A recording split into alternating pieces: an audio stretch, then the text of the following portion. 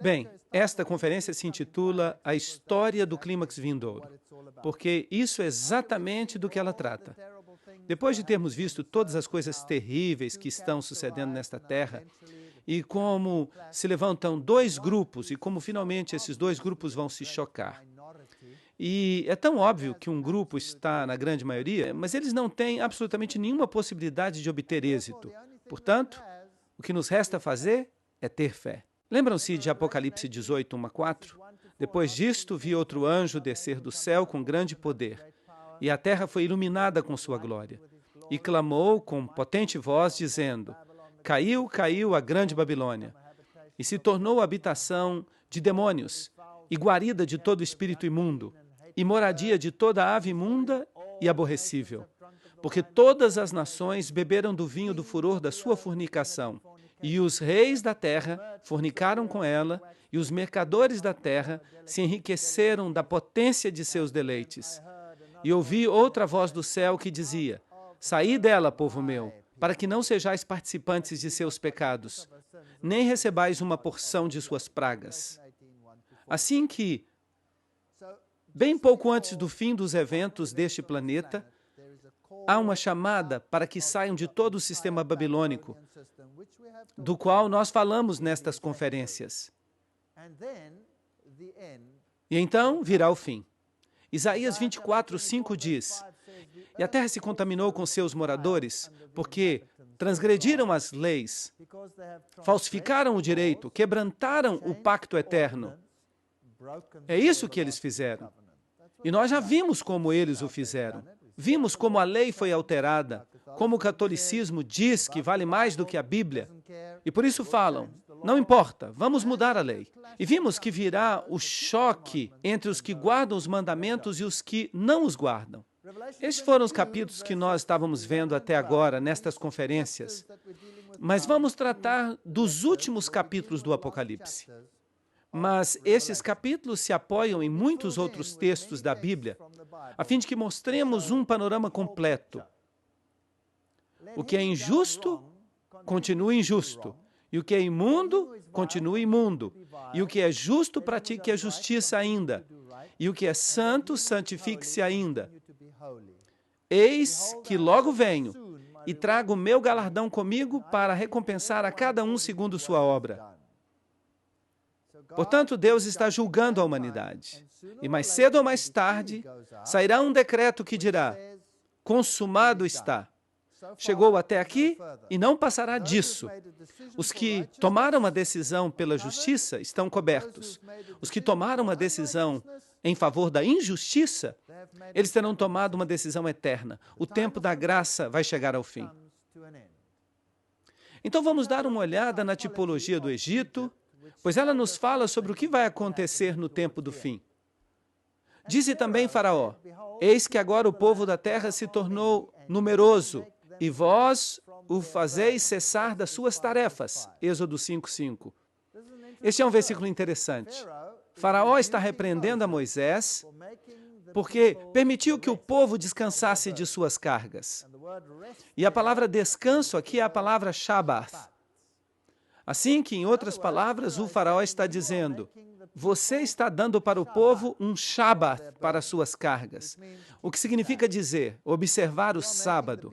Você está fazendo com que essa gente guarde o sábado. E Faraó disse: não guardarão o sábado, trabalharão. E duplicou os seus labores. E disse: não vamos lhes dar mais palhas, eles mesmos vão buscá-las. Nada de sábado. E qual foi a reação de Deus? Quando o faraó fez uma lei que proibia que o povo de Deus observasse o sábado, o que aconteceu? Vieram as pragas. Vi no céu outro sinal, grande e admirável. 7 anjos que tinham as 7 últimas pragas, porque com elas se consumava a ira de Deus. Apocalipse 15:1. Assim que, evidentemente, nesse tempo, depois que estas leis forem feitas, e depois que tenham sido decretadas, as pragas virão. No Egito foi feita uma lei proibindo que as pessoas observassem o sábado. E quando essa lei foi feita e foi implementada, vieram as pragas.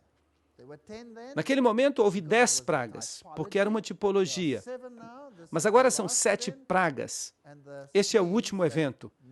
E isto significa que nenhuma dessas pragas afetará o povo de Deus.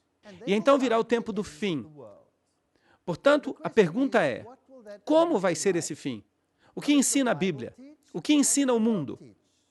Vamos ver que o que o mundo ensina é exatamente o contrário do que a Bíblia ensina. E é um fenômeno muito estranho. Bem, ruína e destruição. A pergunta é, há esperança? Bem, se não houvesse, não poderíamos sorrir. Vejamos Tito 2,13. Aguardamos a esperança bem-aventurada e a manifestação gloriosa do nosso grande Deus e Salvador Jesus Cristo. Esta é a esperança, e é a única esperança que temos. Esta é a solução para o problema. Agora, como será quando Jesus vier? Há tantas doutrinas no mundo aí fora. As pessoas estão esperando a chegada de um Messias. Se você for a Israel no dia de hoje e for até a Porta Dourada, você verá que as tumbas são colocadas ali, porque eles creem que quando o Messias voltar, ele vai entrar pela Porta Dourada. A porta vai abrir, os mortos ressuscitarão e eles serão os primeiros naquela cidade. E é claro, esta Porta Dourada conduz até a mesquita, onde supostamente Maomé subiu ao céu, a cúpula da rocha. Bem, os judeus esperam o Messias e todo mundo está falando de um milênio de paz. Você já ouviu falar desse milênio de paz? Não há um movimento religioso sequer que não pregue sobre isso, exceto um. Somente um. Então, o que vai suceder quando Jesus voltar? Lembrem-se que a Bíblia fala de 4 vindas de Cristo. A primeira é como bebê, a primeira vinda. Ele vem como criança. A virgem dará à luz um filho, Isaías 7,14.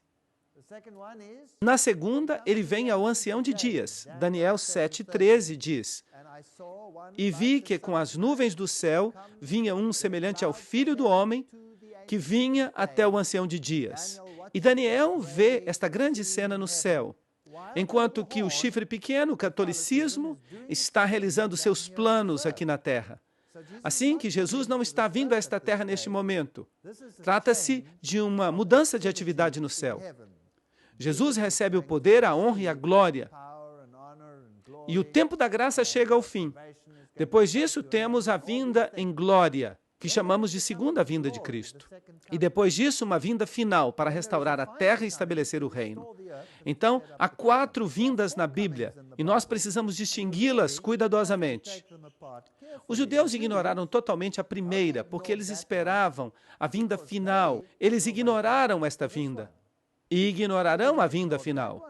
Estavam somente esperando o estabelecimento do reino. Mas é necessário que consideremos cada vinda cuidadosamente e entendamos qual é qual na Bíblia. Não é uma coisa fácil. Não basta ler e dizer, bem, tudo fala acerca da restauração, é isto que vai acontecer. Isaías 7,14. Portanto, o Senhor mesmo dará o sinal. A virgem conceberá e dará à luz um filho, e lhe chamará Emanuel, Deus conosco. A que vinda se aplica esse texto? Obviamente, a primeira vinda, quando ele veio como bebê, mas essa vinda foi ignorada. Eis que a virgem conceberá e dará à luz um filho, e será chamado Emanuel, que traduzido significa Deus conosco, Mateus 1,23.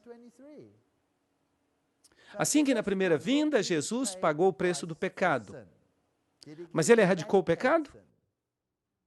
Não. Não que eu saiba. Vocês leem os jornais? Vocês assistem à TV? Não, ele não veio desfazer o pecado, ele veio pagar o preço. Mas ele foi ferido por nossas iniquidades, moído pelos nossos pecados. O castigo da nossa paz estava sobre ele, e por sua pisadura fomos curados. Isaías 53:5. Será que os judeus reconheceram a este texto, sim ou não? Não. Eles o passaram por alto. Por quê? Porque tinham uma expectativa que queriam cumprir. Não queriam aceitar a interpretação bíblica. Agora, por que ele voltará? João 14. Na casa de meu pai há muitas moradas. Nós deveríamos conseguir recitar isto de memória. Mas se assim não fosse, eu vos teria dito, pois vou preparar-vos lugar. E se eu for e vos preparar lugar, virei outra vez e os levarei para mim mesmo, para que onde eu estou estejais vós também. Esta é uma imagem muito bonita de Deus. Esta imagem me encanta. Ele é tão carinhoso e quer que estejamos onde Ele está. Eis a razão por que Ele voltará. Ele vem fazer o quê? Ele vem para que possamos estar onde Ele está também. E eu os tomarei e os levarei para mim mesmo, diz o texto, de maneira que Ele vai nos receber para si. E nós precisamos saber como Ele vai voltar, porque a Bíblia diz, tenham cuidado, porque se levantarão falsos cristos no mundo. A Bíblia não diz isso? Então pergunto, como Ele vai voltar? Bem, esses são os critérios bíblicos. A segunda vinda será universalmente visível. Universalmente visível. Será que os mormons ensinam isto? Não. Eis que vem com as nuvens e todo olho verá. Apocalipse 1:7. Isso significa que não haverá ninguém que não se dê conta de que ele veio. Bem, como esse texto se encaixa no arrebatamento secreto? Há um problema aqui, não é verdade? Não se pode ter um arrebatamento secreto quando todo o olho verá. Não há nada secreto, todo o olho verá. Porque como o relâmpago que sai do Oriente e se mostra até o Ocidente, assim será também a vinda do Filho do Homem. Mateus 24:27. Há algo secreto mencionado neste verso? Não creio. Parece bastante visível. Ele será universalmente visível quando voltar. Agora, a Bíblia fala que ele voltará com as nuvens. O que significa isto? Será que significa que ele vai voltar num dia de chuva? Aquele que faz das nuvens a sua carroça. Aquele que anda sobre as asas do vento. Salmo 104:3. Se considerarmos o paralelismo hebraico neste versículo, as nuvens servem, então, de sua carroça. Os carros de Deus são 20.000 e vários milhares de anjos. O Senhor entre eles, como no Sinai, assim também no santuário. Salmo 68:17. Então, o que ensina o paralelismo hebraico? Jesus vai voltar com os anjos. Quando ele voltar, ele vai voltar com a glória de todos os seus anjos. E quantas pessoas o verão? Todo olho verá. Como o relâmpago brilha desde o oeste, assim será a vinda do Filho do Homem. E verão o Filho do Homem voltando nas nuvens do céu com poder e grande glória. Mateus 24:30. Percebem o quadro? Portanto, isto significa que Jesus voltará com seus anjos. É isto que significa. E quando se manifeste o Senhor Jesus no céu com os anjos do seu poder. 2 Tessalonicenses 1:7. Devemos observar todos esses textos, alinhá-los uns com os outros, para que não sejamos enganados e possamos compreender exatamente o que vai acontecer quando ele voltar. Mateus 25:31 diz, quando o Filho do Homem voltar em sua glória. E quantos anjos? Todos os anjos. Todos os santos anjos com ele. Então se sentará em seu trono de glória. Assim que quando Jesus voltar, todos os anjos estarão com ele. Quantos vão ficar no céu? Nenhum. Todos vêm a esta terra. Isto é, trilhões de trilhões de trilhões de anjos. Um espetáculo incrível. Isto sim vai ser algo inacreditável. E quando ele voltar em sua glória e a glória do Pai e dos santos anjos, Lucas 9:26. O que nos diz este texto? Podem imaginar a glória do Pai? Jesus vai voltar com a glória do Pai. Agora, se ninguém pode ver a Deus e viver quando se é pecador, O que vocês creem que isto vai fazer com as pessoas que se recusaram a abandonar o pecado? Vai ser um problema. E o que vai acontecer com aqueles que foram redimidos? Qual é sua única esperança de sobreviver ao evento? Jesus, de ser cobertos com sua justiça. Esta é a única esperança que há. Assim que ele vai voltar com a glória plena da divindade e todos os anjos com ele. O número destes era milhares e milhões de milhões, Apocalipse 5:11. Vai ser um evento espetacular quando Jesus voltar. E Atos 1:11 diz, varões galileus, por que olhais para o céu? Este mesmo Jesus que foi tomado dentre vós ao céu, virá como vós o viste subir ao céu. Então, como foi levado para o céu? Também com anjos o viram subir. E este mesmo Jesus vai regressar. Não vai ser um fantasma.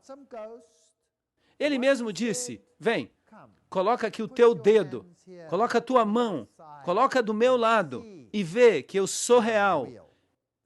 Este é um Jesus verdadeiro que vai voltar, de maneira que será universalmente visível. A segunda vinda também será audível.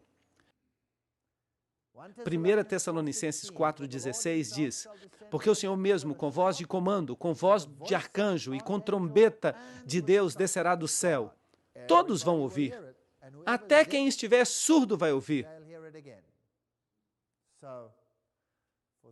Se houver alguém entre vocês com problema de audição, você também vai ouvir. Até mesmo os mortos vão ouvi-lo. Até mesmo os que tiveram o ouvido decepado vão ouvi-lo. A segunda vinda será audível, e enviará seus anjos com grande voz de trombeta, e juntarão os seus escolhidos dos quatro ventos, de um extremo do céu até o outro. Mateus 24:31. Mas quem vai reunir o povo de Deus? Será que há algo secreto e silencioso nisto? Não. Vai ser um evento espetacular e todos os escolhidos serão reunidos desde os diversos rincões da terra. E há aqui um critério muito importante. Ele não vai pisar na terra. Ele não vai pisar na terra. Os mortos em Cristo ressuscitarão primeiro, de maneira que há uma ressurreição dos mortos. É uma ressurreição daqueles que estão em Cristo. Eles vão ressuscitar. Depois disso, nós, os que estamos vivos, isto é, aqueles que estão vivos e que estão em Cristo naquele momento. Nós, os que estamos vivos, seremos arrebatados juntamente com eles. Os mortos que estão em Cristo e os vivos que estão em Cristo, seremos arrebatados juntamente com eles nas nuvens. O que significa isto? Que os anjos reuniram a todos. E o que os anjos vão fazer com eles? Vão levá-los para receber o Senhor no ar. Bem, este é um arrebatamento, mas não é um arrebatamento secreto. É um arrebatamento muito claro. E assim estaremos sempre com o Senhor. 1 Tessalonicenses 4:16-17. Temos que ler esses versículos cuidadosamente, de maneira que quando Jesus regresse, todo olho verá. Ele não tocará o solo, enviará seus anjos para reunir os escolhidos. A voz de Deus ressuscitará os justos em Cristo, somente eles. E são todos então reunidos. E os anjos os recolhem, e nós nos encontramos com o Senhor nos ares. Ele não toca na terra. De maneira que quando vocês ouvirem que Jesus está aqui ou ali, ou num aposento, o que disse Jesus? Não vão. Não se incomodem. Não sou eu. Mateus 24:26-27. E assim que se lhes disserem, olhem, ele está no deserto, não saiam. E se disserem, vejam nos aposentos, não creiam. É muito simples não crer se conhecemos a verdade, certo? Pois como o relâmpago sai do Oriente e se mostra até o Ocidente, assim será também a vinda do Filho do Homem. Mateus 24:26-27. É muito simples. A Bíblia não faz rodeios. Ninguém deve se enganar sobre este assunto. Agora, aqui tem outro assunto difícil. O que vai acontecer na segunda vinda? O que é que o mundo ensina? Que todas as pessoas se converterão? Que tudo vai ser muito bom? Mas a Bíblia não fala nada disso nesta hora. A ressurreição dos justos é uma das coisas que ocorre quando Jesus voltar. Porque o Senhor mesmo, com voz de comando, com voz de arcanjo e com trombeta de Deus, descerá do céu e os mortos em Cristo ressuscitarão primeiro. 1 Tessalonicenses 4:16. Os mortos ressuscitam. Os mortos que estão em Cristo ressuscitam. Apocalipse 25:6 nos diz acerca dos outros. Mas os mortos não voltarão a viver até que se cumpram 1000 anos. De maneira que, quando ressuscita o resto dos mortos, obviamente 1000 anos depois. É isto que o texto afirma. Ok. Então, há duas ressurreições. A primeira ressurreição é a ressurreição dos justos, e a outra será a ressurreição dos ímpios. Mas quanto tempo passa entre as duas? 1000 anos. Será que é isto que o mundo ensina? Não. Bem-aventurado e santo que tem parte na primeira ressurreição. Isto faz sentido. Se é para a gente morrer, em que ressurreição você gostaria de estar? Obviamente na primeira. A segunda pode ser um pouco problemática. De maneira que queremos estar na primeira ressurreição. Apocalipse 25:6. Quem é que participa da primeira ressurreição? Os que estão em Cristo. E os justos vivos, o que vai acontecer com eles? Obviamente, eles estão vivos e não precisarão da ressurreição dos mortos. Eles estão esperando a volta de Cristo. E nós podíamos fazer parte deste grupo. Sabiam disto? O que vai acontecer com eles? Em 1 Coríntios 15:52-53 está escrito: em um momento, em um abrir e fechar de olhos, ao som da trombeta, este é o mesmo momento em que Jesus vem, porque se tocará a trombeta, e já falamos sobre isto, e os mortos ressuscitarão incorruptíveis, e nós seremos transformados, porque é necessário que o que é corruptível se vista de incorruptibilidade, e o que é mortal se vista de imortalidade. De maneira que há uma mudança. Tudo que é mortal desaparece. E se você tem dentadura, tenha cuidado com quem estiver por perto, porque a dentadura desaparecerá e você terá dentes novos. Tudo será mudado e ninguém nunca mais morrerá. Será fantástico. Filipenses 3:20-21. Nossa cidadania está nos céus, de onde também esperamos o Salvador, o Senhor Jesus Cristo, o qual transformará este nosso corpo de humilhação, em caso você pensar que você é muito bonito, para que sejamos semelhantes ao corpo de sua glória. Incrível, isto é assombroso. Deus vai nos dar um corpo. Deus vai nos dar um corpo como o seu. Inacreditável. Isto é algo incrível. Mateus 13:49-50. Assim será no final dos tempos. Os anjos sairão e separarão os maus dos justos e os lançarão no fogo eterno. Ali haverá choro e ranger de dentes. O que significa isto? Mateus 13:49-50. A primeira coisa que vemos ali é que há uma separação. E não parece nada bem ficar do lado do mal, certo? Não parece nada bem. Então, o que vai acontecer com os ímpios? Agora, esta é uma doutrina que é muito complicada e que temos que esclarecer. Serão necessárias 2 conferências para esclarecer isso. Mas vamos fazer uma parte disto hoje e vamos ver o que acontece. Os reis da terra, os grandes, os ricos, os capitães, os poderosos, todo servo e todo livre, se esconderão nas cavernas e entre os rochedos dos montes. Portanto, vai haver 2 categorias nesta terra quando Jesus voltar. Um grupo vai dizer: eis aqui o nosso Deus a quem esperávamos. Os anjos vão recolhê-los. E o que vão fazer? Vão arrebatá-los, eles vão se encontrar com o Senhor nos ares. Mas e os outros? O que acontecerá com eles? Salve-se quem puder. Fujam para salvar a sua vida. Procurem esconder-se onde possam. E quem são eles? Pois parece que os grandes homens, os homens ricos, os capitães, os poderosos e todas estas pessoas que agora estão dizendo: vamos ser os vencedores, parece que eles vão estar com problemas. E diziam aos montes e aos rochedos: caí sobre nós e escondei-nos do rosto daquele que está sentado sobre o trono e da ira do Cordeiro, porque o grande dia da sua ira chegou. E quem poderá subsistir? Apocalipse 6, 15 a 17. Assim que eles preferem que uma montanha caia em cima da cabeça deles, em vez de enfrentar ao Senhor. Isto é sério. Alguma vez vocês já pensaram nisto? Uma montanha em cima da sua cabeça, em vez de enfrentar o Senhor? Mas que outra coisa sucede a eles? E então aparecerá o sinal do Filho do Homem no céu. E então todas as tribos da terra vão se regozijar, porque o Senhor vai restaurar esta terra. E haverá um milênio de paz que vai durar para sempre e nunca mais haverá problemas? Não, não é isso que está escrito. Não é nada disso. Mateus 24, 30. E então lamentarão todas as tribos da terra e verão o Filho do Homem vindo sobre as nuvens do céu com poder e grande glória. Eles não vão ficar felizes. Eles vão ficar muito infelizes. Eis aqui vem o Senhor com seus santos, dezenas de milhares, para fazer o quê? Para fazer juízo contra todos e condenar a todos os ímpios de todas as suas obras ímpias que fizeram impiamente e de todas as coisas duras que os pecadores ímpios falaram contra ele. Nesta série, falamos sobre um ataque violento e total. Contra quem? Contra Jesus. Nós vimos algumas coisas ímpias que falaram sobre ele. Bem, haverá um dia de juízo. Eles podem até pensar que são os vencedores, mas este texto diz o contrário. Os versículos 14 e 15 de Judas nos dizem que eles estão com problemas. Eles vão ser condenados, vai haver um juízo.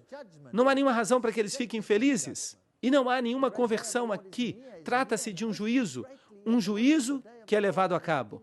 Próximo está o grande dia de Jeová, muito próximo. É amarga a voz do dia de Jeová. Gritará ali o valente. Será um dia de ira aquele dia, um dia de angústia e de aperto, um dia de isolamento, dia de trevas e escuridão, dia de nuvens e escuridade. Sofonias 1, 14 a 15. Quem é que ensina isto no mundo? Vocês já ouviram alguma vez esta doutrina ser pregada em alguma igreja? Nunca. Ninguém prega isso. Mas o que é que a Bíblia diz? Tudo o que precisamos fazer é lê-la. 2 Tessalonicenses 2:8. E então o iníquo, aquele que altera a lei de Deus, se manifestará. O que ocorre com aquele que se atreveu a mudar a lei de Deus e disse: estou acima da Bíblia, posso fazê-lo, vou alterar os preceitos de Cristo? O que ocorre com ele? Vejamos. A quem o Senhor matará com o espírito de sua boca e destruirá com o resplendor de sua vinda. 2 Tessalonicenses 2:8. Isto é duro, angustiante, realmente duro. Assim, que pode falar palavras altivas agora, mas não vai continuar assim por muito tempo. Jeremias 25, 33. E jazerão os mortos de Jeová naquele dia. Esta é uma expressão que sempre fala da segunda vinda, quer no Antigo Testamento ou no Novo Testamento. Há uma harmonia perfeita. Os mortos, naquele dia, desde um extremo da terra até o outro, não receberão luto, não serão recolhidos, não serão enterrados. Como esterco ficarão sobre a face da terra. Jeremias 25, 33. Por que não serão recolhidos? Não há ninguém para recolhê-los. Por que não vão ser sepultados? Porque não há ninguém para sepultá-los. Onde estarão aqueles que poderiam sepultá-los? Terão ido embora. E não vai ser nada secreto. Percebam que eu só estou lendo a Bíblia. Tudo o que estou falando é bíblico. Vou consumir totalmente todas as coisas da terra, diz Jeová. Consumirei tanto o homem quanto o animal. Vou consumir as aves dos céus e os peixes do mar e as pedras de tropeço para os ímpios. E cortarei o homem da face da terra, diz Jeová. Será que os animais pecaram? Por que é que o Senhor vai destruir todos os animais também? Por causa do pecado que estão sofrendo. Os animais se degradaram, se tornaram enfermos. Se vocês já estudaram a paleontologia, vocês sabem que os animais eram enormes no passado. Tudo era muito mais grande do que é hoje. E eu aposto que nenhum cachorro padecia as enfermidades que agora padecem. Não creio que os animais sofressem naquela época como sofrem agora. Em sua misericórdia, Deus vai pôr um fim em toda a criação. Então, quem é que vai ficar vivo nesta terra quando Jesus voltar? Ninguém. Exceto uma pessoa. Mas daqui a pouco eu falo sobre isto. Assim que tudo vai ser destruído. Será que isso se parece com o que o mundo anda pregando hoje em dia? Não, não parece. Mas o Salmo 110 diz: o Senhor está à tua destra, quebrantará os reis no dia da sua ira, julgará as nações e as encherá de cadáveres, quebrantará os líderes da terra. Salmo 110, 5 e 6. Então, o que vai acontecer com essa gente que ficou falando de maneira tão altiva contra ele? Eles vão morrer. Vão morrer. Jeremias 4, 23 a 28. Olhei a terra e eis que estava assolada e vazia, e os céus, e não havia luz neles. Olhei para os montes, e eis que se abalavam, e todas as colinas foram destruídas. Olhei e não havia homem, e todas as aves do céu se foram. Há harmonia entre os profetas ou não? Claro que há. Olhei e eis que o campo fértil se tornou em deserto. E quantas cidades? Todas as suas cidades foram assoladas diante de Jeová, diante do ardor de sua ira. Porque assim disse Jeová: toda a terra será assolada, mas não a destruirei completamente. Por isso ficará de luto a terra, e os céus em cima escurecerão. Porque eu falei, eu pensei, e não me arrependi, nem desistirei disso.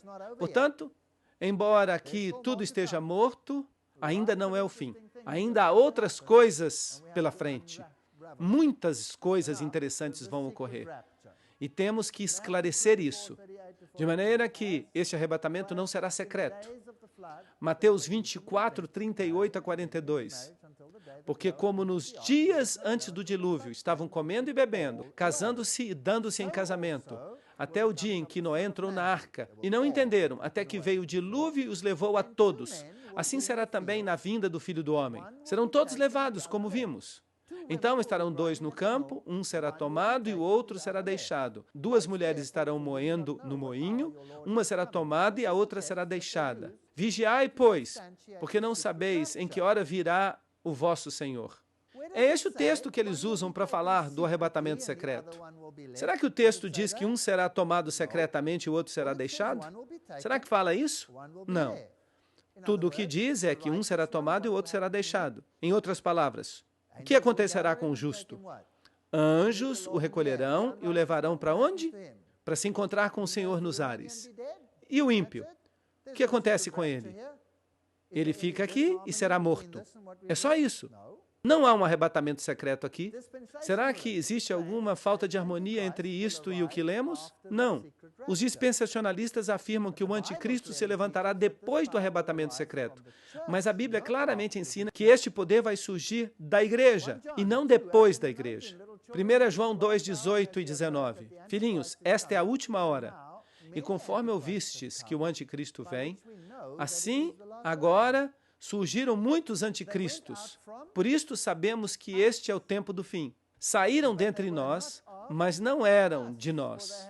Porque se tivessem sido de nós, teriam permanecido conosco. Mas saíram para que se manifestasse que nem todos pertencem a nós.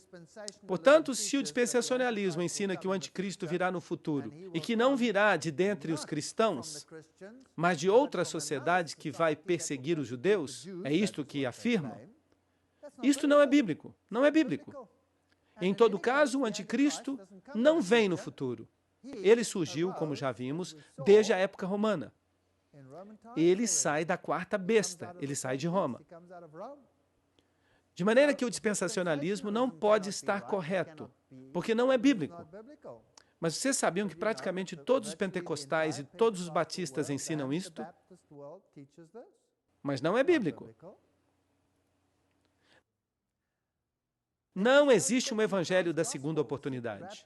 O arrebatamento secreto ensina um evangelho de segunda oportunidade.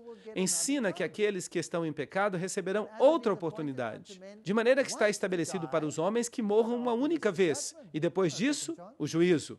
Não existe uma segunda oportunidade, é isto que diz Hebreus 9, 27. É agora ou nunca. Deixe o homem ímpio o seu caminho e o homem iníquo os seus pensamentos e volte-se para o Senhor. o qual dele terá misericórdia, e para o nosso Deus, o qual é amplo para perdoar. Isaías 55, 7.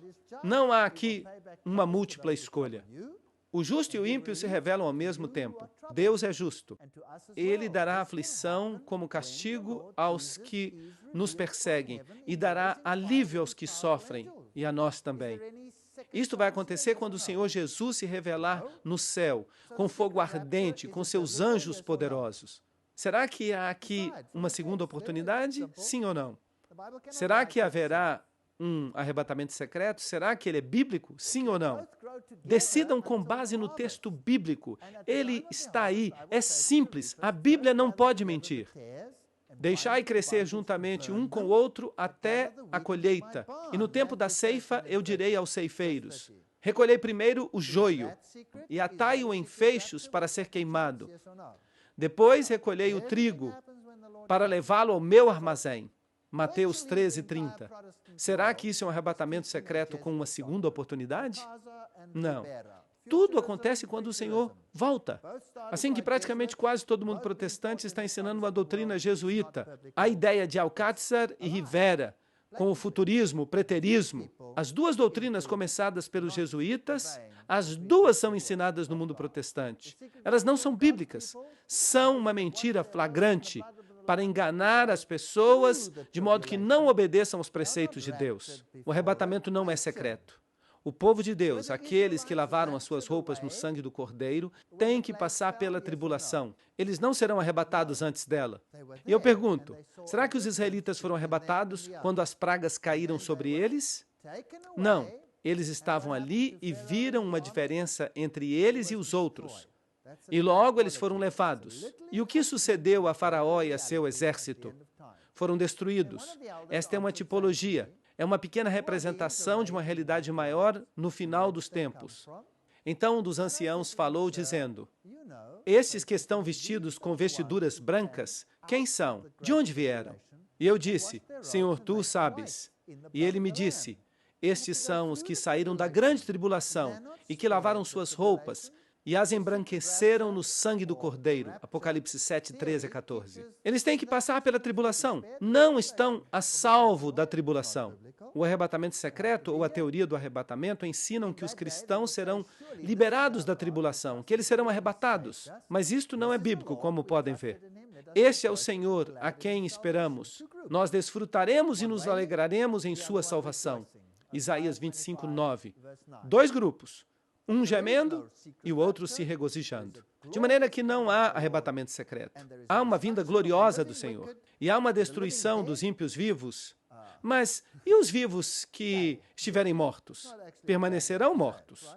Que, de fato, não é uma maneira estranha de dizer isso, certo? Os mortos que morreram em pecado permanecerão mortos. Por quanto tempo? 1000 anos. E quais são os sinais da sua vinda? Guerra e angústia entre as nações, terremotos. Será como nos dias de Noé, o evangelho será pregado em todo o mundo, haverá tribulação, falsos cristos se levantarão e haverá sinais no sol, na lua e nas estrelas. Nós já vimos muitos desses sinais nestas conferências e nos nossos temas. Em Mateus 24, 2 a 3, é Jesus quem fala. Vem tudo isto? De certo vos digo que não ficará pedra sobre pedra que não seja derribada.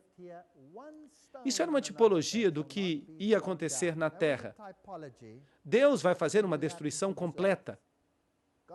E estando ele sentado no Monte das Oliveiras, os discípulos se aproximaram, dizendo: diz-nos, quando serão estas coisas? Que sinal haverá da tua vinda e do final dos séculos? Mateus 24. De que maneira estava o templo? Esta é uma réplica do templo. Quando foi destruído por Tito, começaram a queimá-lo e se supunha que ele deveria ser preservado. Mas dispararam flechas de fogo e ele queimou como palha. O ouro derreteu, escorreu para baixo, entre as pedras, e depois que os incêndios terminaram, os soldados rasparam cada uma das pedras para recolher os metais fundidos. Aqui está o menorá, um emblema dele no arco de Tito, quando os escravos o estavam levando de volta a Roma. Próximo está o grande dia do Senhor. Próximo, às portas. É amarga a voz do dia do Senhor. Gritará ali o valente. Dia de ira será aquele dia. Dia de angústia e de aperto. Dia de alvoroço e isolamento. Dia de trevas e obscuridade. Dia de nuvens e escuridão. Não vai ser um dia agradável. Então haverá sinais no sol, na lua e nas estrelas, e na terra angústia das gentes, confusas por causa do bramido do mar e das ondas. E os homens desmaiarão de terror. Não será um momento alegre. Lucas 21, 25 a 26. Mateus 24, 7. E se levantará nação contra nação e reino contra reino. Este é um texto interessante. E haverá pestes e fomes e terremotos em vários lugares.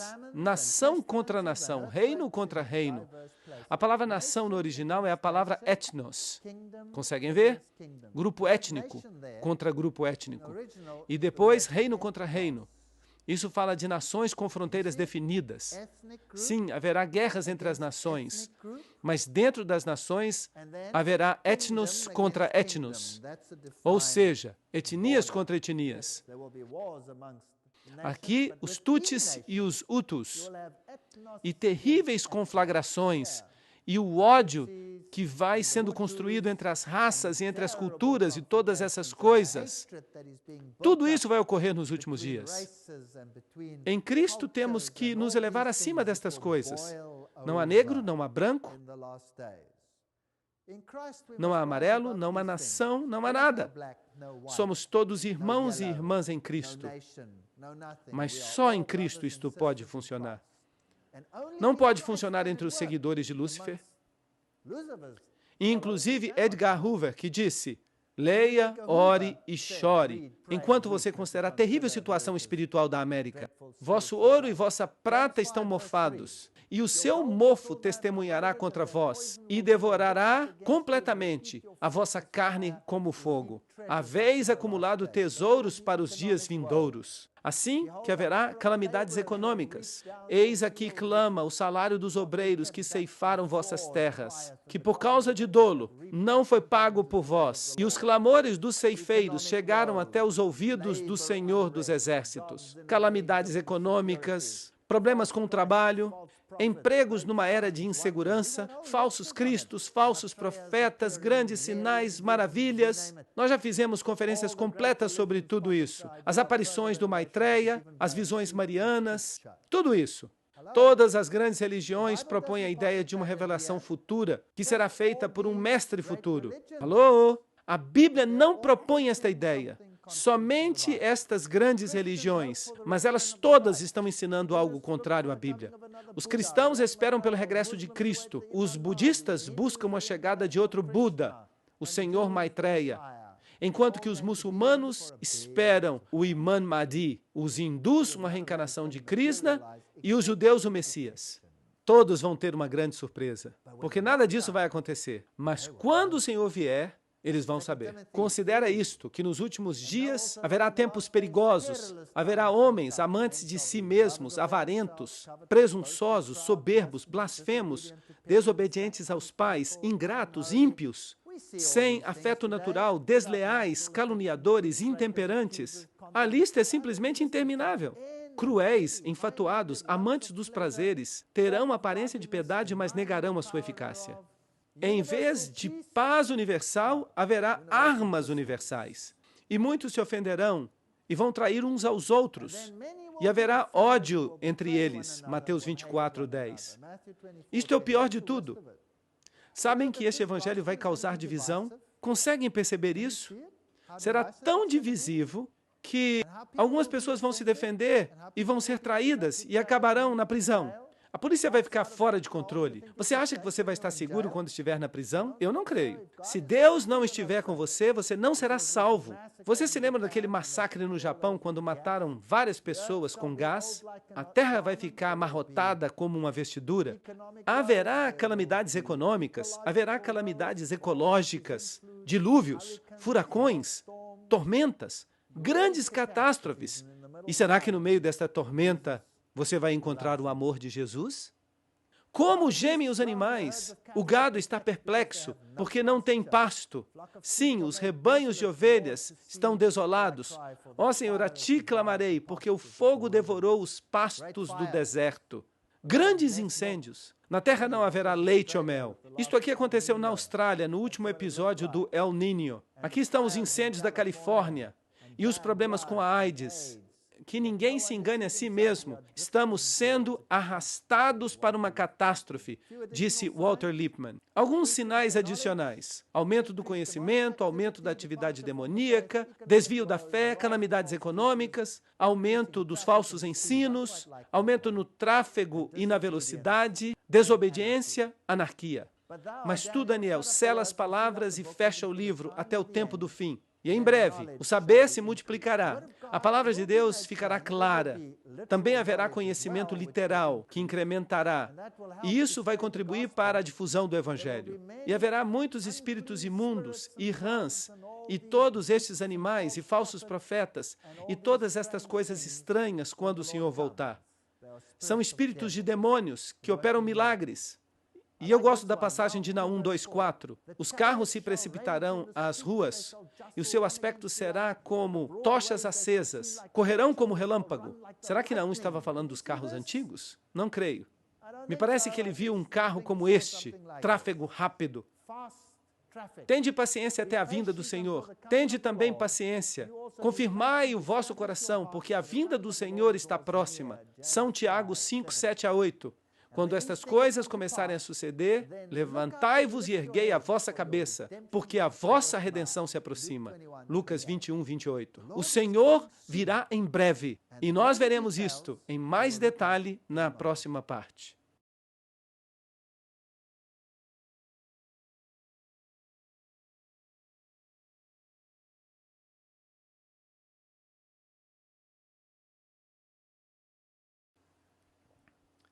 Bem, nós vimos os sinais da volta do Senhor e vimos que quando essas coisas começarem a suceder, nós temos que levantar a nossa cabeça porque a nossa redenção se aproxima. Lucas 21:28. E então podemos dizer, combati o combate, completei a carreira, guardei a fé. E agora me está reservada a coroa da justiça, a qual me dará o Senhor, justo juiz. Quando? Naquele dia. De que maneira Paulo esperava receber a sua coroa? No momento da morte? Não. Esperava recebê-la naquele dia. E não somente a mim, mas a todos os que amam a sua vinda. 2 Timóteo 4:7-8. De maneira que a recompensa vem quando? Quando o Senhor voltar. Mas que ensina o mundo? Algo totalmente diferente. Ensinam que quando a pessoa morre, o que acontece com ela? Vai para o céu e tem a sua recompensa. E depois, quando o Senhor voltar, essa pessoa tem que pular de novo no seu próprio corpo para ser ressuscitado e para comparecer diante de Deus. Isso é confuso, não é verdade? Será que isso faz sentido? Não tem sentido algum. De maneira que nesse dia recebe a sua recompensa, não antes. Eis que venho como ladrão, bem-aventurado o que vela e guarda suas roupas, para que não ande desnudo e não se veja a sua vergonha. Apocalipse 16:15. De maneira que alguns nem sequer saberão que ele está voltando, porque vós sabeis perfeitamente que o dia do Senhor virá como ladrão à noite. Vocês sabiam que muita gente usa este versículo para falar do arrebatamento secreto? Que quando dizem paz e segurança, então virá sobre eles destruição repentina, como as dores a uma mulher em parto, e não escaparão. Mas agora percebam este versículo. Mas vós, irmãos, não estáis em trevas, para que aquele dia não vos surpreenda como ladrão. De maneira que se você conhece a sua Bíblia, será pego de surpresa? Não. Não deveria ser uma surpresa, mas aqueles que estão esperando coisas maravilhosas e um milênio de paz e todas estas coisas, será que eles serão surpreendidos? Ah, sim. Vão ficar muito surpresos, porque o Pai não julga ninguém, mas concedeu todo o juízo ao Filho. O papado diz que a banca do juízo lhe pertence. Não, não, não. O papado está equivocado. Todo juízo pertence ao Filho, mas se sentará o juiz e lhe tirarão o seu domínio, domínio papal, para que seja destruído e arruinado até o fim. Daniel 7:26. Esta é uma referência ao poder do chifre pequeno, o papado. de quem o domínio será tirado. Daniel 7, 13 e 14 diz: E contemplava eu na visão da noite, e eis que nas nuvens do céu vinha um como o filho do homem, que vinha até o ancião de dias, e o fizeram aproximar-se dele. Esta não é a vinda do Senhor. Isto é algo totalmente diferente. E lhe foi dado domínio, glória e reino, para que todos os povos, nações e línguas o servissem. Seu domínio é domínio eterno, que nunca passará, e seu reino nunca será destruído. De maneira que a coroação ocorre no céu. Jesus tira sua túnica sacerdotal e põe a sua túnica real. O tempo da graça termina. E logo caem as pragas sobre a terra. E depois disso, o Senhor virá a segunda vez. Eis que venho logo, e trago o meu galardão comigo para recompensar a cada um segundo a sua obra. Apocalipse 22, 12. A Bíblia diz: E haverá um tempo de angústia tal qual nunca houve. Daniel 12, 1. De maneira que neste tempo, depois que se fecha a porta da graça, haverá um tempo terrível de angústia. Cairão as pragas. E mais tarde eu darei os detalhes disso. Cairão 1000 a teu lado e 10.000 à tua direita, mas tu não serás atingido. Aproprie-se dessas promessas. Certamente com teus olhos verás e contemplarás a recompensa dos ímpios. Este é o relato bíblico. Porque fizeste do Senhor a esperança e do Altíssimo a tua habitação. Vale a pena seguir ao Senhor, mesmo quando pareça improvável, mesmo que pareça que estejamos em problemas neste planeta, esta é a esperança. Não te sobrevirá mal algum, nem praga alguma tocará a tua moradia. Salmo 91, 10. Não é esta uma grande promessa? De maneira que ocorrerá toda a destruição neste planeta. Mas você não tem que temer nada se você está em Cristo. Agora, quando Jesus voltar, teremos a Batalha do Armagedon. O que o mundo fala acerca da Batalha do Armagedon? Eles dizem que vai haver uma guerra no Oriente Médio. Primeiro, diziam que eram os turcos, mas depois que os turcos perderam seu poder, disseram que iam ser os russos. Os russos viriam e lutariam. E então todos se reuniriam neste vale, Armagedon, o vale de Meguido. E ali haveria uma grande guerra. E logo o reino se construiria na terra. Mas eu pergunto, será que isso está em harmonia com o que acabamos de ler? Nós lemos que quando o Senhor voltar, o que vai ocorrer com todas as cidades da terra? Serão aplainadas, é isto que a Bíblia diz. Toda cidade é aplainada. Será que isso também se aplicará a Jerusalém terrestre? Obviamente que sim. A Jerusalém terrestre vai deixar de existir. Qual era a bendita esperança de Abraão? Ele aguardava uma Jerusalém terrestre ou uma celestial? Ele aguardava uma Jerusalém celestial. A propósito, quem está construindo esta cidade? Vou preparar-vos lugar, nos disse Jesus. Então, o que é esta batalha do Armagedon? Os reis da terra em todo o mundo são reunidos no lugar que em hebraico se chama Armagedon, Apocalipse 16, 14 e 16. A palavra grega para lugar é topos. E topos tem tanto um sentido literal quanto metafórico. Assim que este último significa um estado de ânimo. De maneira que uma pessoa pode ter um estado de ânimo que o leve a algo. Portanto, Satanás vai incluir um estado de ânimo nas pessoas do mundo que os vai forçar a buscar a morte daqueles que se recusam a obedecer suas ordens. Será que isso faz sentido? Porque topos significa também um estado de ânimo. Joel o chama de Vale de Jeosafá. Ok. Zacarias declara que as nações se reuniriam em Jerusalém, no sentido em que elas lutariam contra o povo de Deus. Reunirei a todas as nações e as farei descer ao Vale de Josafá. Joel 3, 2. Porque eu reunirei a todas as nações para combater contra Jerusalém. Zacarias 14, 2. Será que a Bíblia está se contradizendo? Não creio. Vejam que o que a Bíblia está fazendo aqui é descrever uma tipologia.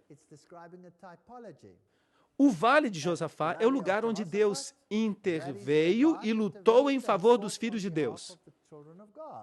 E Jerusalém é um tipo do povo de Deus. Deus intervirá e lutará em favor do povo de Deus. E quem vai destruir o ímpio com o resplendor de sua vinda? Jesus. Serão os russos? Não. O Senhor os matará com o resplendor de sua vinda. E não algum poder anticristo que vai ser conquistado em algum lugar do Oriente Médio. O sexto anjo derramou a sua taça sobre o grande rio Eufrates, e a água dele secou, para que estivesse preparado o caminho dos reis do Oriente. Apocalipse 16, 12. Será que eles são os russos ou os turcos? Quem quer que sejam, não está em harmonia com o resto da Bíblia. Agora, aqui está o Vale de Meguido. E ali mais acima, Acabe tinha sua fortaleza. E este foi um dos currais onde se atavam os cavalos, onde eles podiam comer e beber ou fazer o que quisessem. Ali havia cisternas com água, e ali foram travadas grandes guerras. Portanto, este Vale de Meguido é um lugar muito interessante. E quando você está no Vale de Meguido, há um monte que aparece proeminentemente. É o Carmelo. E foi no Carmelo que se tomou a decisão quando Elias disse: escolhei hoje a quem sirvais. Este é o Vale da decisão. Ali, naquela descida. Cheguemos-nos juntos a juízo. Quem suscitou do Oriente aqueles cujos passos a vitória acompanha? Quem faz que as nações se lhe submetam e que ele domine sobre reis? Ele os entrega a sua espada como pó e ao seu arco como pragana arrebatada pelo vento. Do que Isaías está falando aqui? Quem é este rei do Oriente? É o Messias. É Jesus. Sim, é o Messias. Estamos absolutamente seguros disso? Vamos confirmar. Está aqui em Ezequiel 43, 1 a 2. E me levou logo à porta, a porta que dá para o Oriente. E aqui, a glória do Deus de Israel, que vinha do Oriente. Com quem vem? Vem com todos os seus anjos e vem com a glória do Pai, assim como também com sua glória. E o ruído era como o ruído de muitas águas, e a terra resplandecia por causa de sua glória. Quem são estes reis do Oriente que vêm? Jesus e seus anjos. Esta é a única solução em harmonia com a Bíblia que se pode encontrar. Eis que vem o Senhor com suas santas dezenas de milhares para fazer juízo contra todos. Não vai acontecer um Armagedon literal, com todas as nações do mundo reunidas em um vale pequeno. Elas não caberiam ali em primeiro lugar. Mas ele vai condenar a todos os ímpios de todas as suas obras ímpias que haviam feito impiamente e de todas as coisas duras que os pecadores ímpios falaram contra ele. Judas 14, 15. É isto que vai acontecer. Estava vestido com uma roupa manchada de sangue, e seu nome é o Verbo de Deus e exércitos celestiais. Estamos entendendo que tipo de guerra vai ser esta guerra? Vai ser uma guerra celestial, uma intervenção celestial. E os exércitos celestiais o seguiam vestidos de linho finíssimo, branco e limpo. Eles o seguiam em cavalos brancos. De maneira que esta guerra será a intervenção de Deus. Assim que o Armagedon é o monte da decisão aqui nesta terra, é quando Cristo intervém em favor de seu povo. De sua boca sai uma espada aguda para ferir com ela as nações. E ele as regerá com cetro de ferro. E ele pisa o lagar do vinho do furor e da ira do Deus Todo-Poderoso. Destruição da grande cidade. E que cidade é esta? Babilônia. Babilônia espiritual. Todos eles se reúnem na cidade dividida em 3 partes. Então, o que vai acontecer com Babilônia? Quando vê que a sua sorte está lançada, esta aliança entre os poderes do dragão e dos poderes da besta e dos poderes do falso profeta, o que vai acontecer com eles? Tudo vai desmoronar, tudo vai se desintegrar. E as cidades das nações cairão, E a grande Babilônia vem em memória diante de Deus para lhe dar o cálice do vinho do ardor de sua ira. Toda esta aliança, esta confederação de segredos e mentiras, vai ser exposta pelo que ela é de fato e vai desintegrar. Então houve relâmpagos e vozes e trovões e um grande tremor de terra, um terremoto tão grande qual jamais houve desde que os homens têm estado sobre a terra. Apocalipse 16, 18. Portanto, a sustentação vai ser retirada de debaixo de toda a cidade. Bum! E as cidades das nações caíram, e toda a ilha fugiu. Isto é interessante. E os montes não foram achados. Assim que as montanhas vão desmoronar, esse terremoto vai fazer algo, e as ilhas vão desaparecer. Duas possibilidades. Ou as ilhas vão glu, glu, glu, glu debaixo da água, ou os continentes se unem e tudo se move para o lado. Há duas possibilidades, eu não sei qual. Talvez até mesmo uma terceira, talvez até uma quarta.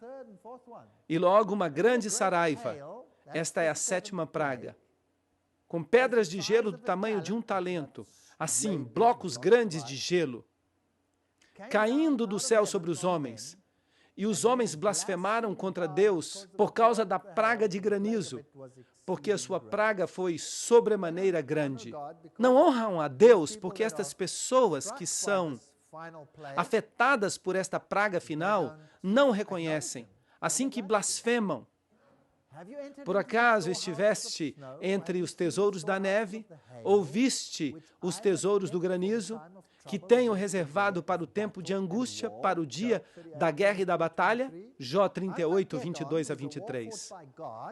O Armagedon é uma guerra liderada por Deus, usando terremoto e granizo para destruir aqueles que querem destruir o povo de Deus. Apocalipse 16, 7 diz, porque o grande dia de sua ira chegou, e quem poderá subsistir? E a besta, o catolicismo, foi aprisionada, e com ela o falso profeta. Este foi tomado, e os dois foram lançados vivos dentro de um lago de fogo que arde com enxofre. E os demais, quem são eles? Os reis da terra, os comerciantes, todos os demais foram mortos com a espada que saía da boca daquele que montava o cavalo. Apocalipse 19, 20 a 21. Ok, quem está faltando nessa tríade que acabamos de ler? O dragão não está aí. O dragão são as forças demoníacas que reuniram as pessoas em toda esta união espírita. Ele não está aí. A besta, o catolicismo e o protestantismo apóstata entraram em aliança e todas as forças babilônicas são destruídas, mas as forças demoníacas permanecem. Certamente, Senhor Deus Todo-Poderoso, os teus juízos são verdadeiros e justos, Apocalipse 16, 7. Mas os outros mortos, lembram-se? Não ressuscitaram até que se cumprissem os 1000 anos. Esta é a primeira ressurreição, Apocalipse 25. A propósito, isto parece um pouco estranho. Esta é a primeira ressurreição. Você deve recordar que o Apocalipse está escrito como um quiasma. E estamos lendo de trás para frente, de maneira que as ideias são de trás para frente. O resto dos mortos não reviveram. Mas bem-aventurados e santos são aqueles que têm parte na primeira ressurreição. A descrição se inverte. Portanto, os ímpios vivos morrem e os ímpios mortos seguem mortos por 1000 anos. E os mortos em Cristo ressuscitarão primeiro. Então, nós, os que vivemos, os que permanecemos, seremos arrebatados juntamente com eles nas nuvens, para nos encontrar com o Senhor nos ares. E assim estaremos sempre com o Senhor. Assim que os justos vão para o céu, os justos mortos, os justos vivos, trasladados ao mesmo tempo, eles sobem, o resto está morto, portanto os justos mortos, junto com os justos vivos, são trasladados para encontrar com o Senhor nos ares. Isto é bíblico? Sim. E ali passam seu tempo futuro com Deus. E o que é que vão ficar fazendo? Bem, vamos ver. E se dirá naquele dia, este é o nosso Deus, a quem esperávamos. E Ele nos salvará.